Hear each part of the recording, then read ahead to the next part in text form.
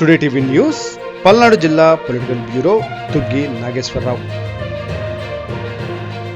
ప్రకృతి వ్యవసాయ క్షేత్రాలను సందర్శించిన విదేశీయుల బృందం.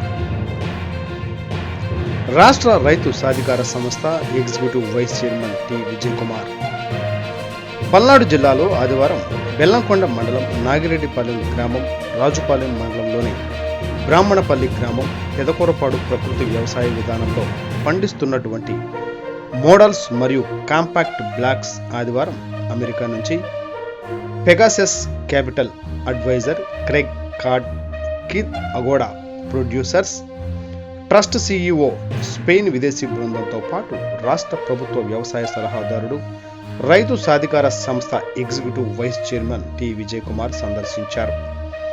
జిల్లా ప్రాజెక్టు మేనేజర్ కె అమలకుమారి ముందుగా వారికి ప్రకృతి వ్యవసాయం సార్వత్రిక సూత్రాలను వివరించడం జరిగింది.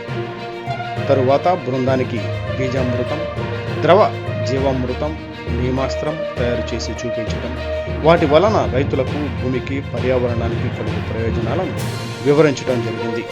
ప్రకృతి వ్యవసాయ మహిళా రైతు కె జ్యోతి నిరంతరం ఆదాయం ఇచ్చే మోడల్ సూర్య మండలం మోడల్లో 27 రకాల కూరగాయ పంటలు, ఆకుకూరలు, దుంపజాతి, తీగజాతి, నూనె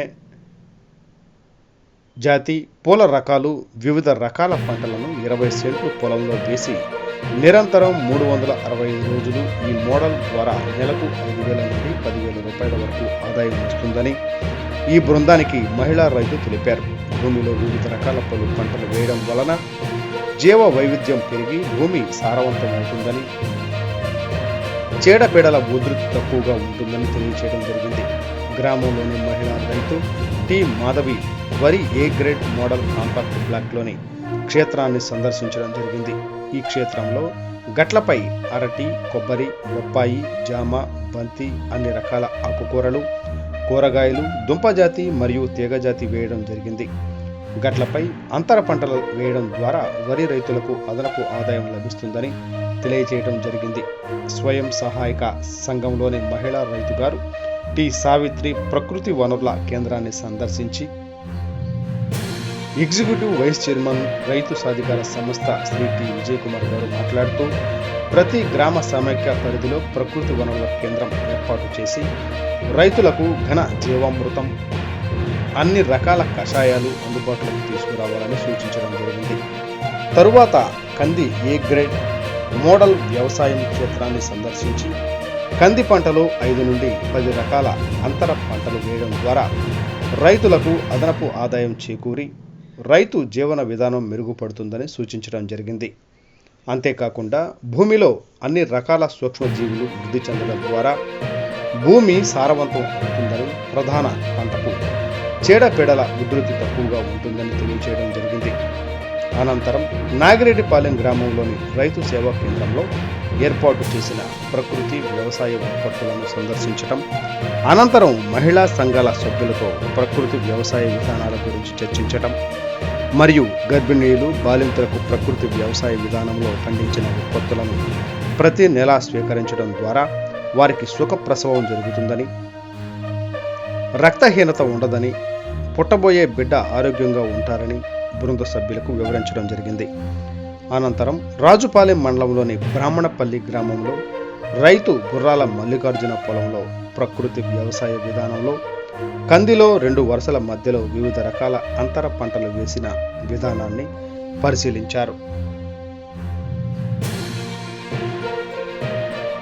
2 కంది వరుసల మధ్యలో గోరుచిక్కుడు, సజ్జ, బెండ, మునగ, పెసర, వీటితో పాటు 25 రకాల బయోడైవర్సిటీ పంటలు వేసుకోవడం వల్ల నేలలో జీవ వైవిధ్యం ఏర్పడి రసాయన ఎరువులు ఉపయోగించకుండా అన్ని మొక్కలన్నీ ఆరోగ్యంగా పోషకాల లోపం లేకుండా పెరగటం గమనించడమైనది.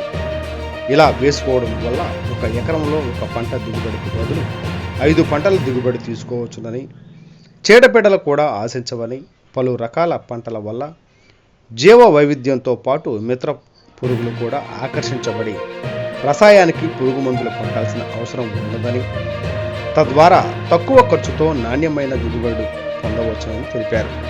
అనంతరం పెదకూరపాడు మండలంలోని పెదకూరపాడు గ్రామంలో అమూల్య మహిళా రైతుల పొలంలో ఆగస్టు నెలలో కురిసిన అధిక వర్షాలకు వరదలకు మునిగిపోయిన ప్రకృతి వ్యవసాయం పంట పొలాలు ప్రతిఫలాలను పరిశీలించారు.